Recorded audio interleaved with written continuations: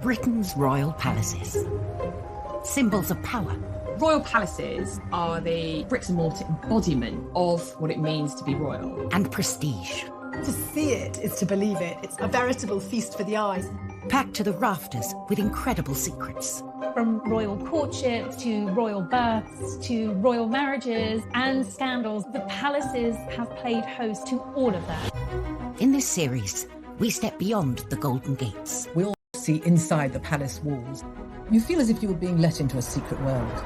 Learn how these stunning buildings were constructed. This is a mad, eclectic vision of one man. Windsor was built to do battle. It's best not to get locked in one. You don't know when somebody's going to come and let you out. Unveil their spectacular artworks. The royal collection is simply stunning. The story of the tiara is like a spy mystery. We can only imagine how excited the Queen must have been. Delve into their gruesome histories.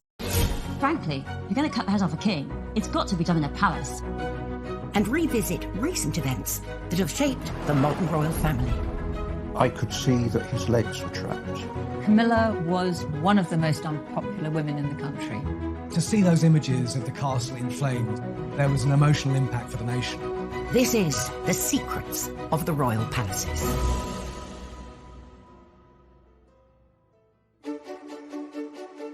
This time, a witness to Prince Philip's Sandringham crash tells us what really happened. The driver couldn't move at all. It was quite obvious then that it was Prince Philip. We uncover the secret history of the Queen's tiara and its role in the Russian Revolution. The story is straight out of a spy novel. We discover the hidden security protecting the future king. If you ever go to Highgrove, you won't see the security. It's invisible. We reveal how a palace became a prison for a future queen. Wonderful, marvellous Kensington Palace was to Victoria a miserable place. We peek behind the scenes at the exotic seaside pleasure dome, plundered to decorate Buckingham Palace. This is a mad, eclectic vision of one man and his fantasy of the East. And discover why the king hid in a cupboard and then lied about it. They would want to think of their king as this nervous man in a tiny box room.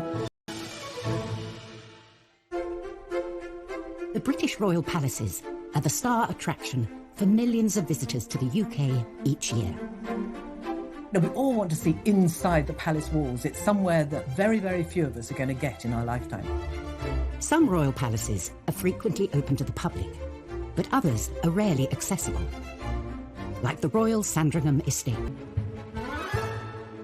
The Queen and Prince Philip spend the winter months at Sandringham and enjoy the freedom the vast estate provides, often driving themselves around. It's very normal to see the Queen and Prince Philip driving around, and no one bothers them, and that's why they love it. However, in January 2019, all that changed when 97-year-old Prince Philip was involved in an accident. It was a collision of some force. Prince Philip crashing his car on the Sandringham estate was one of the most shocking stories I think I've ever covered. It was a sunny day in January, so the sun was very low. He was turning onto a main carriageway and he hit a Kia which was carrying 2 women and a baby. The Prince's vehicle flipped onto its side and came to a stop on the shoulder of the road, while the car ended up a few feet away, nosed into a ditch. It was clearly a high-speed crash as he pulled out into the traffic. One eyewitness was on hand to help the Prince. I could see that it was an elderly man. I shouted, "Move your leg," and I heard the reply, "Where to?" The driver couldn't move at all. Britain's royal palaces. Symbols of power.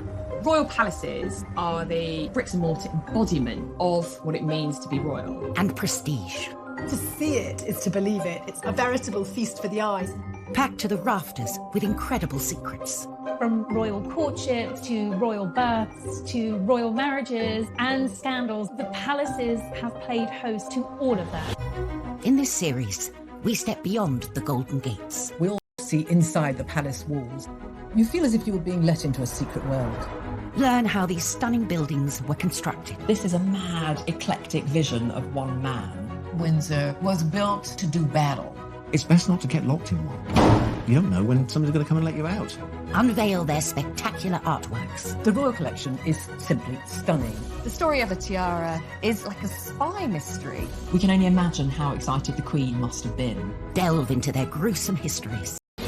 Frankly, if you're going to cut the head off a king, it's got to be done in a palace. And revisit recent events that have shaped the modern royal family. I could see that his legs were trapped. Camilla was one of the most unpopular women in the country. To see those images of the castle in flames, there was an emotional impact for the nation. This is The Secrets of the Royal Palaces.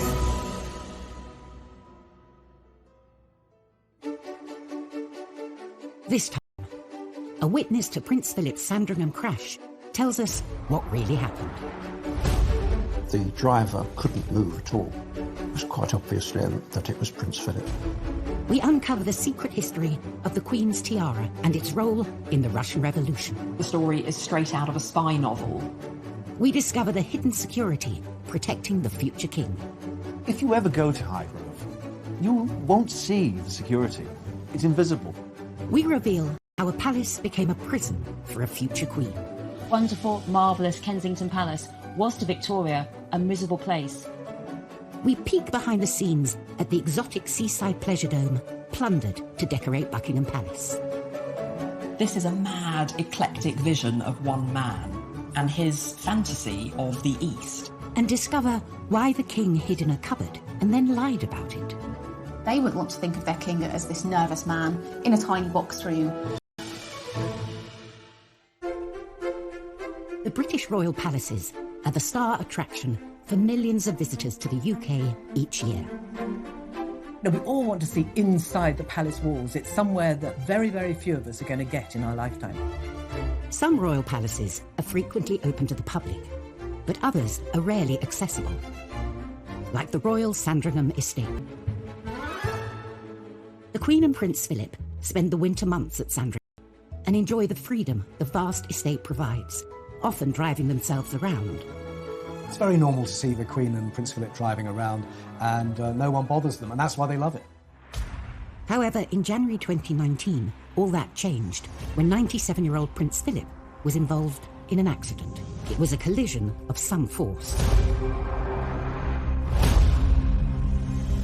Prince Philip crashing his car on the Sandringham estate was one of the most shocking stories I think I've ever covered. It was a sunny day in January, so the sun was very low. He was turning onto a main carriageway and he hit a Kia which was carrying 2 women and a baby. The Prince's vehicle flipped onto its side and came to a stop on the shoulder of the road, while the car ended up a few feet away, nosed into a ditch. It was clearly a high-speed crash as he pulled out into the traffic. One eyewitness was on hand to help the Prince. I could see that it was an elderly man. I shouted, "Move your leg," and I heard the reply, "Where to?" The driver couldn't move at all, so I gave it a tug and it freed the leg. Put my forearms under his arms and helped him out backwards. It was quite obvious then that it was Prince Philip. Norfolk police responded to the scene immediately to find a badly shaken Prince. This crash was treated like any other crash would be treated. He may be the Duke of Edinburgh, but Prince Philip was breathalyzed, as anyone else involved in the crash would be, and he was then allowed to return to Sandringham. Soon after the crash, attention quickly turned to why the 97-year-old was behind the wheel in the first place. I think it really brought home how old the Duke of Edinburgh is, and really, should he still be driving? His cause was not helped by the fact he was spotted driving without a seatbelt 2 days later. To everyone, it seemed that both the palace and Prince Philip hadn't taken the crash particularly seriously. Buckingham Palace, in their statement, totally downplayed the seriousness of the crash. Following a public backlash, Prince Philip agreed to give up driving on public roads. He can still drive on the Queen's estates, such as Sandringham and Balmoral. I think for anyone, having to hand in your licence is a big deal. This is a man who was a commander of Royal Navy ships, He's a pilot. He's been driving all of his life, and to hand in his licence is like the last vestige of normality. Driving on public roads. Don't feel too sorry for them because they've got plenty of private roads on their various estates that they can drive on. These vast estates mean the royal couple can still surprise high-profile palace visitors by becoming their personal chauffeurs. During the Obama's 2016 visit to Windsor, the president even commented on Prince Philip's driving. So this room is full of mirrors. Where would you like me to? Prince Philip famously took President Obama for a drive when the Obamas were here in the UK on a state visit, and Barack Obama released a statement saying that he had never been driven by a Duke of Edinburgh before. This was a first for him, and he could report that it was a very smooth ride. But up at the Balmoral estate, the Queen got a less than favourable review when she chauffeured a foreign king. The King of Saudi Arabia was in the UK for a visit back in 1998. Now, at that time, women in Saudi Arabia weren't allowed to drive. So not only did the King have to sort of get his head around this rather bizarre concept, the Queen is also quite speedy when she gets behind the wheel. And at one point, I think he had to ask her to just slow down a little bit.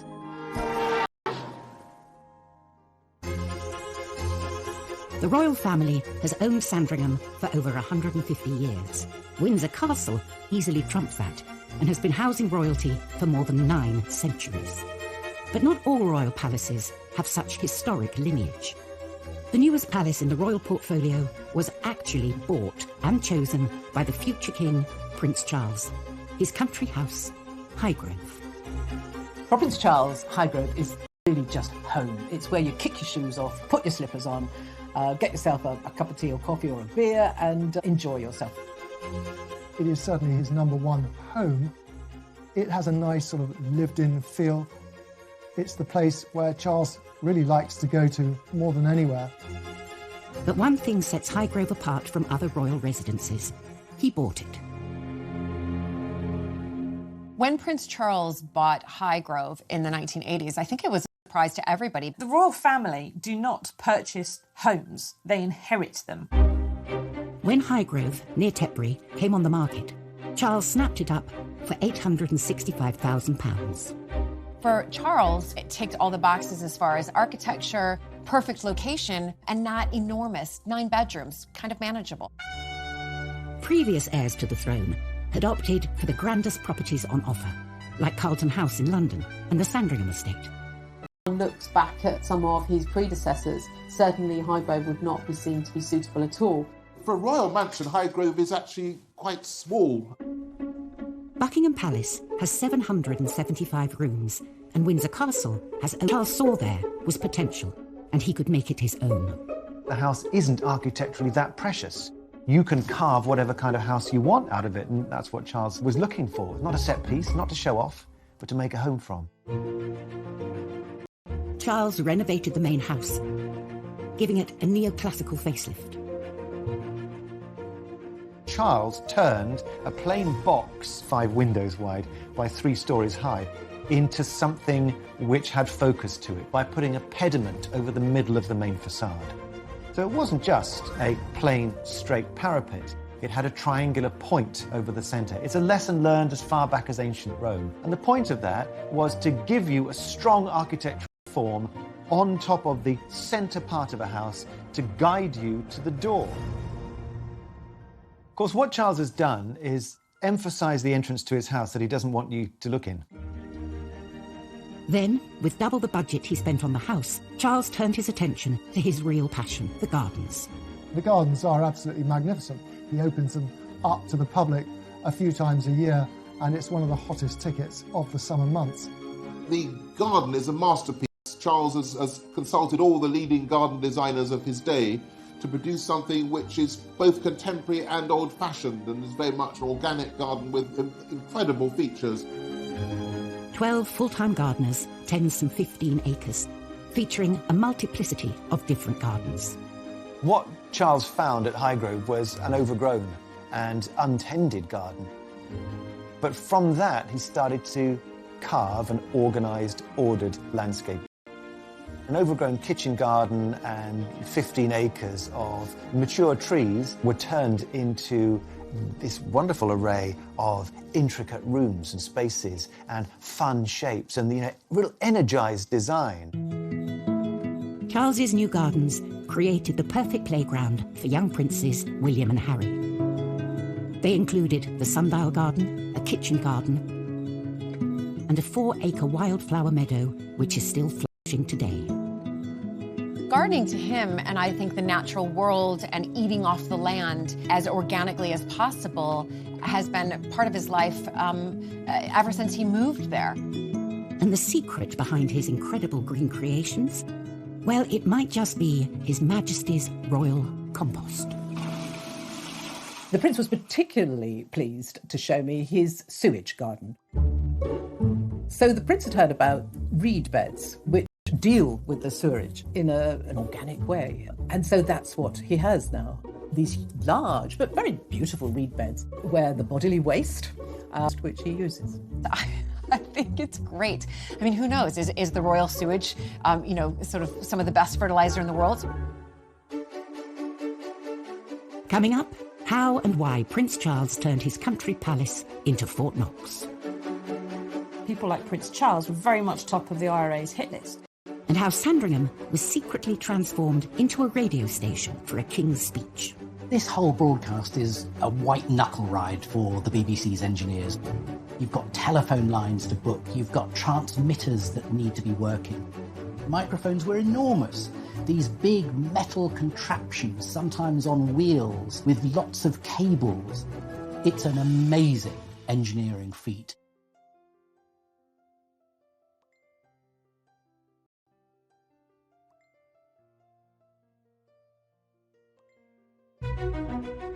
Royal palaces come in all shapes and sizes. From the majestic Windsor Castle, dominating the surrounding landscape, to the more secluded Balmoral, hidden away in Scotland. But they all have one thing in common. They are supposed to be impenetrable. But when Prince Charles bought Highgrove in 1980, it was far from secure. When he purchased it, this house was surprisingly quite close to a main road. It was quite open, so it was quite easy, obviously, from the main road to kind of see the property. Anybody could at that particular time, scale the fence or the brick wall. And Charles had good reason to fear for his safety. In the early 80s, there wasn't the security risks we have now. Instead, we had the IRA and Northern Irish terrorists and separatists. And of course, they had earlier already killed his great-uncle Louis Mountbatten. People like Prince Charles were very much top of the IRA's hit list.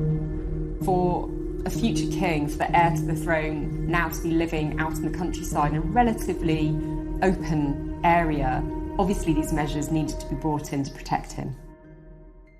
Charles's team set about rerouting nearby public footpaths and putting in place an aerial exclusion zone. They also installed secret security perimeters that would take a trained eye to spot.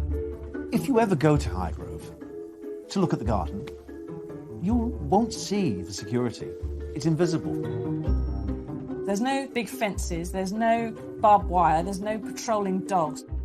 What you are not aware of is that there are cameras, there are ground sensor alarms, there are police officers in the permanent police station on the grounds who are getting all kinds of data fed into them from the exterior.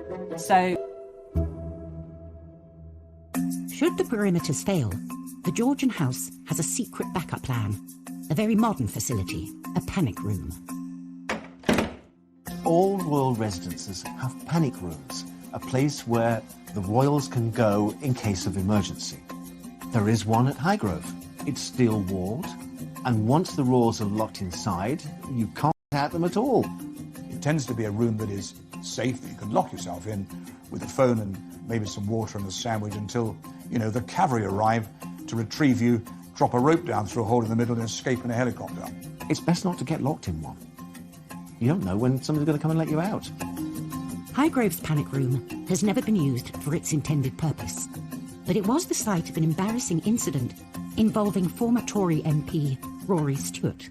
And Rory Stewart had tutored William and Harry, and he became a great friend of Prince Charles, and he was staying at Highgrove one weekend, and inadvertently he went into the bathroom. But this was no ordinary bathroom. It was the panic room. And he couldn't get out. Well, it was armour-plated, the room. So he had to call and shout. And then eventually Prince Charles came in his dressing gown. And they eventually got Rory Stewart out. And with much laughter, I have to say. Prince Charles took it very well and he thought it was very funny. Hidden security keeps Highgrove and the other palaces safe and secure for the royal family. But at Hampton Court in the 15th century, nothing could protect the king from himself. Henry VIII was famously celebrated for his skill at hunting and jousting in royal palaces like Hampton Court, but this passion would prove to be the king's secret downfall. In his early years, Henry VIII was renowned as good-looking, young man, such an athlete. By the end of his life, he got pretty fat, 28 stone, had to be carried around his palaces because he couldn't walk. And he had these dreadful sores that smelt so bad you could smell them from rooms away. In 1536, at Greenwich Palace, Henry had a terrible jousting accident. A horse, covered in all its armour, fell on him. He injured his legs, and this began these really painful ulcers that he had throughout the rest of his life. He really couldn't get anywhere. He actually had a special king's tram, like a sedan chair, that he was carried around Windsor Castle.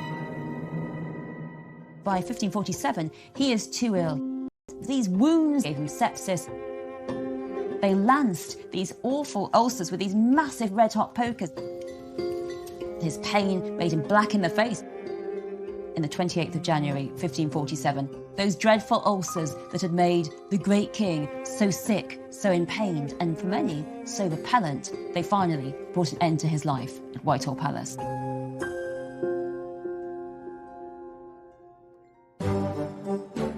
What happens behind the palace walls is often shrouded in mystery for years after the monarch involved has died. But in 1932, Sandringham witnessed a major event that would forever alter the way the royals communicate with us, their loyal subjects.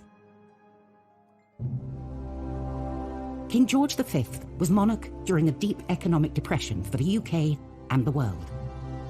The country was in dire straits. There'd been a big financial crash in the late 20s. The political situation in Europe was not as good as it should be.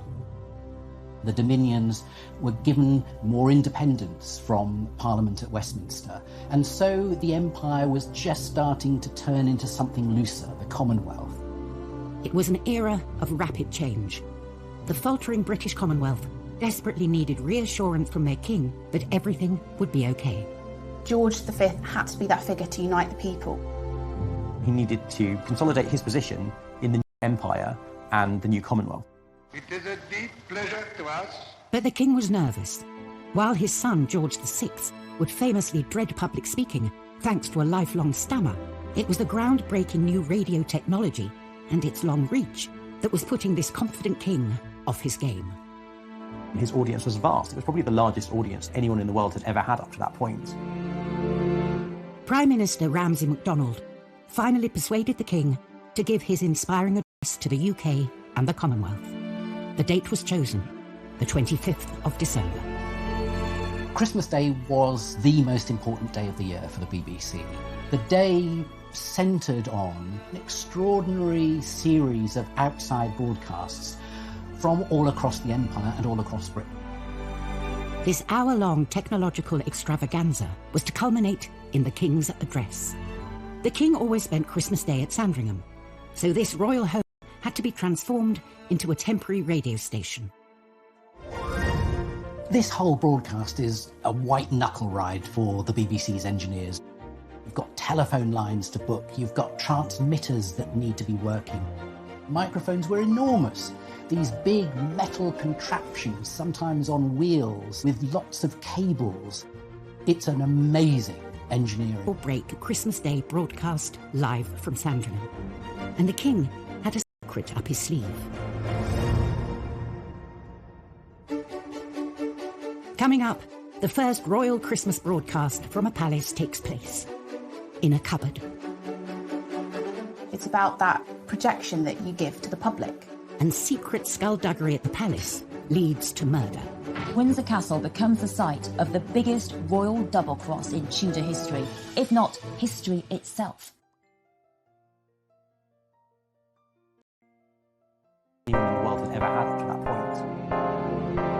Prime Minister Ramsay MacDonald finally persuaded the King to give his inspiring address to the UK and the Commonwealth. The date was chosen, the 25th of December. Christmas Day was the most important day of the year for the BBC. The day centred on an extraordinary series of outside broadcasts from all across the empire and all across Britain. This hour-long technological extravaganza was to culminate in the King's address. The King always spent Christmas Day at Sandringham, so this royal home had to be transformed into a temporary radio station. This whole broadcast is a white knuckle ride for the BBC's engineers. You've got telephone lines to book, you've got transmitters that need to be working. Microphones were enormous.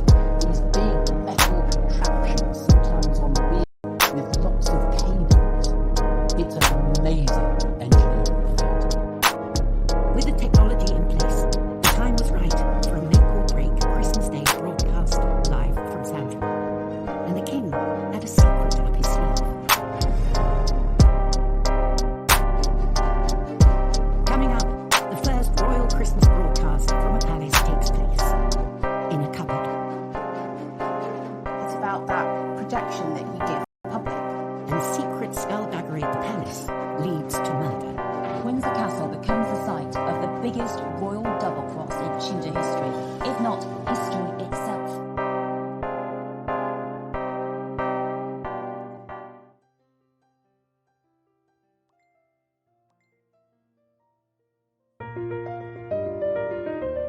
Britain's royal palaces, backdrop to some of the most important events in our history.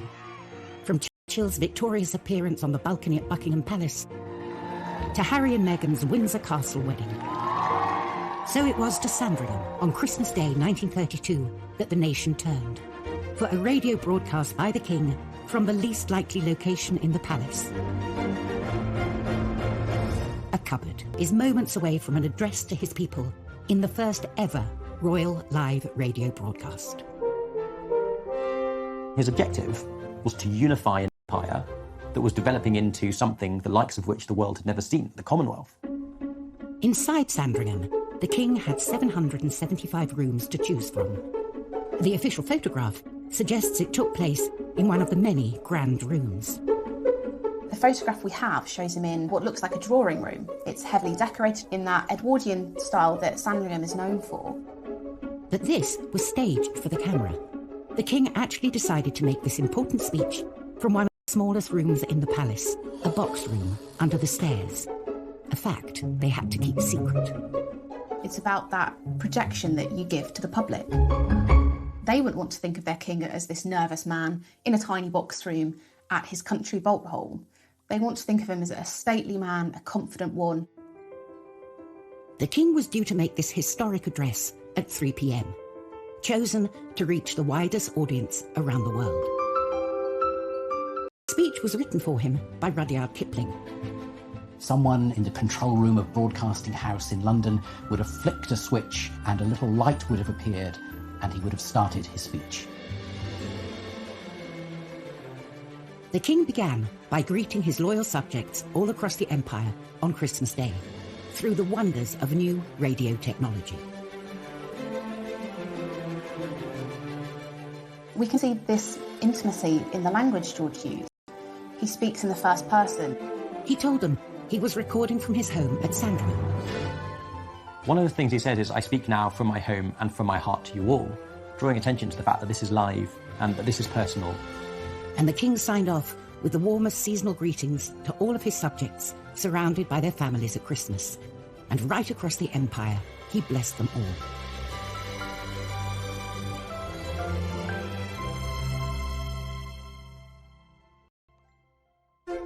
The Christmas address, broadcast from inside a tiny royal box room, was a success, with a global audience of 20 million people tuning in.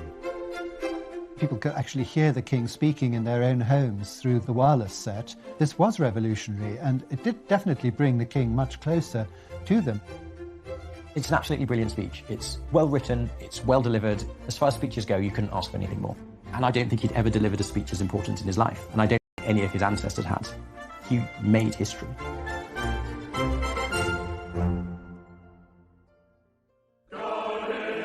Sometimes, the palaces are used as the staging point for much more damaging deceits and downright lie was Henry VIII's great deception. After breaking away from the church in Rome, Henry started plundering the monasteries, leaving the Catholic faithful in uproar. That's really very upsetting to many people in the country who feel that Catholicism is the true religion. So there began to be an uprising led by Robert Aske, a northern landowner. They take Pontefract Castle. They've got 35,000 men. It becomes known as the Pilgrimage of Grace. Henry flees to Windsor, and there he makes a plan. Henry invited Robert Aske to this marvellous Christmas at Windsor Castle. They pulled out the stops. Henry and Robert had a great time. They pulled the equivalent of a Tudor cracker. Henry gave them the equivalent of a Tudor turkey. And even Henry said to Robert, "You can have a gift, a crimson satin jacket." And Henry promised Robert Aske pardons. He said he would consider all the demands. So Robert Aske is convinced that the king means well, goes back to the north and says, "OK, chaps, let's call off the rebellion." No, Henry was only playing at being Mr. Nice Guy, and his plan all along was to get them back. The minute they call off the rebellion and disperse, Henry sends out his men to hunt down the rebels. They are put on trial, and most of them are executed, and Robert Aske himself is hanged, and his body is put in chains, gibbeted in York Castle. It is the biggest signal to the whole country that don't rebel against me. Thus, Windsor Castle becomes the site of the biggest royal double-cross in Tudor history, if not history itself. Regardless of the odd stench of betrayal, the royal palaces are a tantalising pit stop for visitors, eager to pull back the curtain and peek through the royal keyhole. And it's not just the buildings themselves that are the object of such endless fascination. It's also the priceless artefacts accumulated by kings and queens through the centuries. The royal collection is just stunning. It's extraordinary to walk around the palaces, and wherever you look, you are surrounded by the old masters, and every sculpture, every vase is precious and priceless. Palace art and artefacts come from all over the world. The royal collection is bursting at the seams with art from China and Japan. It holds some of the most historically important examples of Eastern art that exist in the Western world. There are more than 2,000 works of Asian art in the royal collection. While many monarchs have added to the extensive collection, most of the Chinese and Eastern-inspired art was collected by George IV. But he was also hugely satirised by the public and the popular press. He was large, he was gouty, he ate too much, he drank too much. Although he was controversial, the things he'd left behind are very impressive. George IV was a huge patron of the arts and one of the greatest benefactors of the royal collection.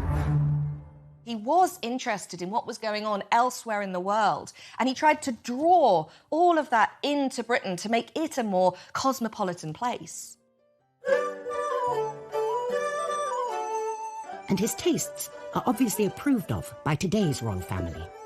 Tucked away in one of the Queen's private rooms at Buckingham Palace are two pieces bought by George IV. This beautiful pair of porcelain pheasants were made in 1815. They'd been made in a place called Jingdezhan in China, which was the centre, the greatest production centre of ceramics since the 14th century. They're startlingly contemporary in a way. Their positioning with this sort of upright thrust of the beaks, the way that the claw grips onto the stalk beneath, It's got a real dynamism to it, but it's also very stylised. And then just having that variegation of colour, the sort of shimmer of the different feathers alongside each other, I think they're really beautiful. Now they peer over the Queen's shoulder at her visitors, as if they have always belonged there. But this wasn't the first royal palace that these birds were displayed in. They originally came from a different place, a forgotten palace kitted out by George IV.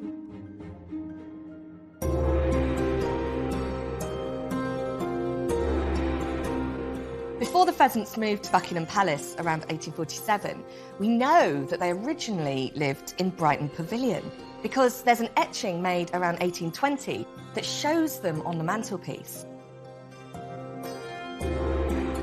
This was the Long Gallery in a palace unlike any other, Brighton's Royal Pavilion. The Brighton Pavilion was George IV's pet project, his passion project.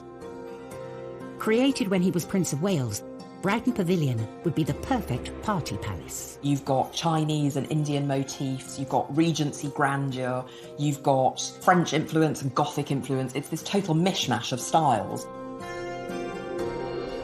Brighton Pavilion can be considered as a piece of art in itself, a piece of art which Queen Victoria hated. Victoria inherited Brighton Pavilion when she took the throne, but there really wasn't room for her ever-expanding family. Victoria ended up selling off Brighton Pavilion for just £53,000. She took all these beautiful objects out of Brighton Pavilion, and that is how the porcelain pheasants end up in Buckingham Palace. The porcelain pheasants have been a permanent fixture at Buckingham Palace for over 170 years. Beautiful reminders of a long-lost royal pleasure palace. They are a testament to how artworks have this long history and story all of their own.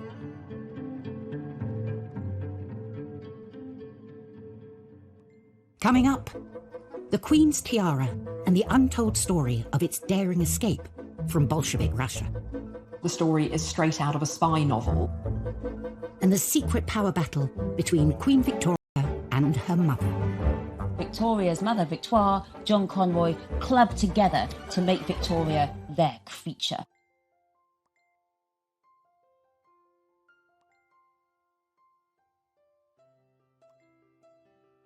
Pet project, his passion project. Created when he was Prince of Wales, Brighton Pavilion would be the perfect party palace. You've got Chinese and Indian motifs, you've got Regency grandeur, you've got French influence and Gothic influence. It's this total mishmash of styles. Brighton Pavilion can be considered as a piece of art in itself, a piece of art which Queen Victoria hated. Victoria inherited Brighton Pavilion when she took the throne, but she never really liked it. She said that the rooms were too dark, the ceilings were too low, and there really wasn't room for her ever-expanding family.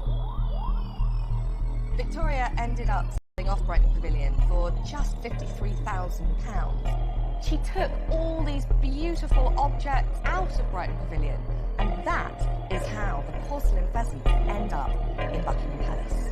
The porcelain pheasants have been a permanent fixture at Buckingham Palace for over 170 years. Beautiful reminders of a long-lost royal pleasure palace. They are a testament to how artworks have this long history and story all of their own.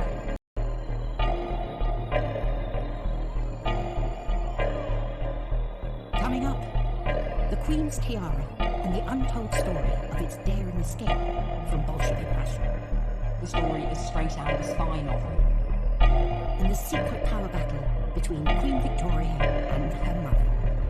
Victoria's mother, Victoire, John Conroy, clubbed together to make Victoria their creature.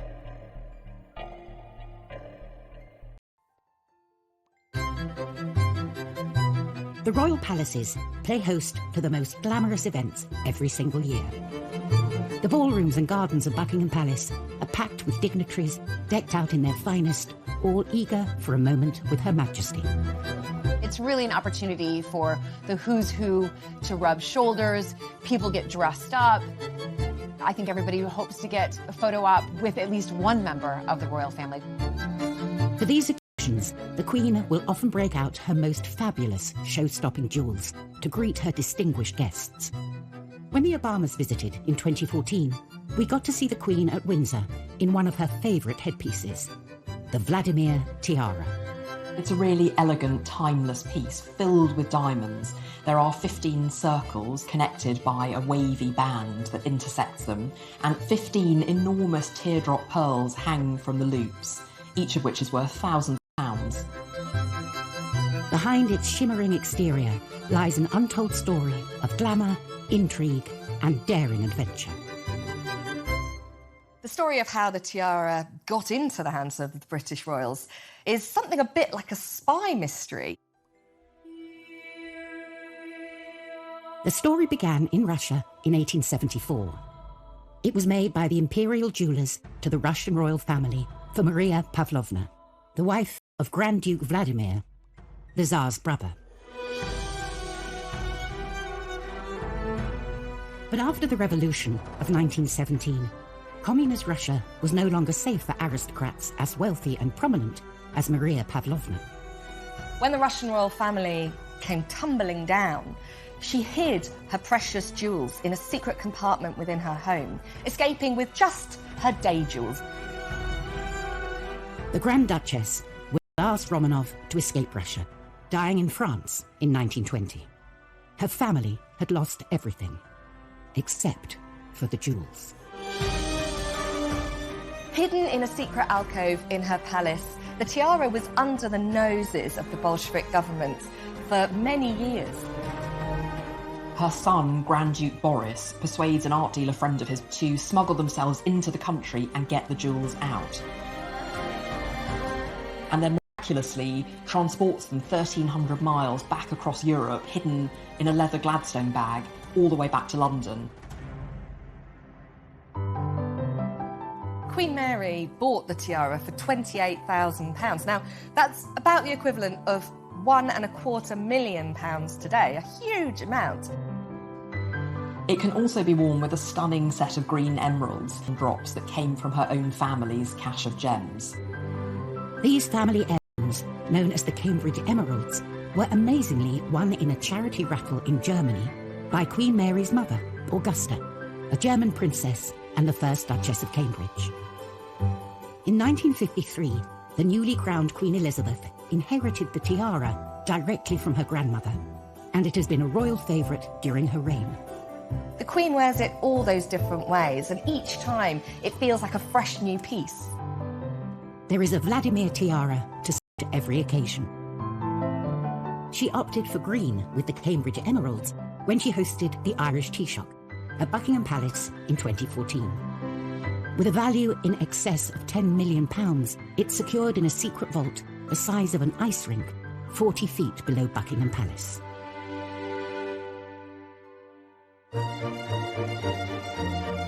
Queen Victoria moved into Buckingham Palace in 1837, leaving behind her childhood home, Kensington Palace. She hated the West London Palace, thanks mainly to the mysterious and secret Kensington system.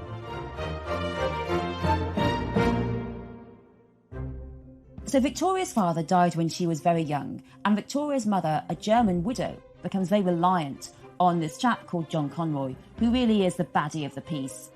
I don't think anyone can really find many redeeming features in John Conroy. Victoria's mother, Victoire, and her mother's advisor, John Conroy, clubbed together to make Victoria their feature. What they hoped was that Victoria would come to the throne as a child, and then they could continue to dominate her and get huge amounts of power. So what was the Kensington system? Well, it was pretty bad. Victoria was watched by Conroy or by her mother all day long. And then when she went to bed in her mother's room, someone stood over her to watch her in bed until her mother came to bed. And she wasn't allowed to do anything. She couldn't even walk downstairs by herself. And she certainly wasn't allowed to have real playmates. Victoria hated both of them. She hated the Kensington system, and although she smiled in public, she really didn't like it. Victoria fell very ill. She's suffering, and Victoria's mother, she's standing over her saying, "You You must make Convoy in charge of all your money when you come to the throne. Sign this, promise. And Victoria, with an unbelievable amount of strength for a teenage girl who's very ill, she doesn't sign. But after that, she is really furious with her mother. And the Kensington system becomes really a battle of wills, and Victoria on the other. Finally, Victoria turns 18, and not many weeks after the King dies and Victoria becomes Queen, she's told at Kensington Palace, the place of the Kensington system, that she is Queen early in the morning. And Victoria, aged 18, she's now the most powerful woman in the world. And what does she want? Well, what she asks for is an hour alone, because she's never, ever had an hour alone just to think without her mother watching her. Victoria moves to Buckingham Palace, and that is the essential word to her mother. Mother, you have played the game and you've lost.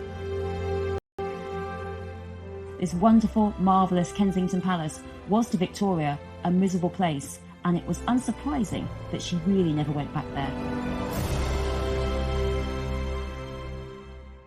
Next time, we uncover the secrets of the ever-expanding family housing complex at Kensington Palace. They turned it into an architectural monster. We meet the master craftsman who took on the tricky Windsor Castle restoration. My blood pressure went up and I went grey in the process. And we reveal some of the oddest gifts the Queen has ever received. She was given a crocodile and her private secretary had to put it in his bath on Britannia.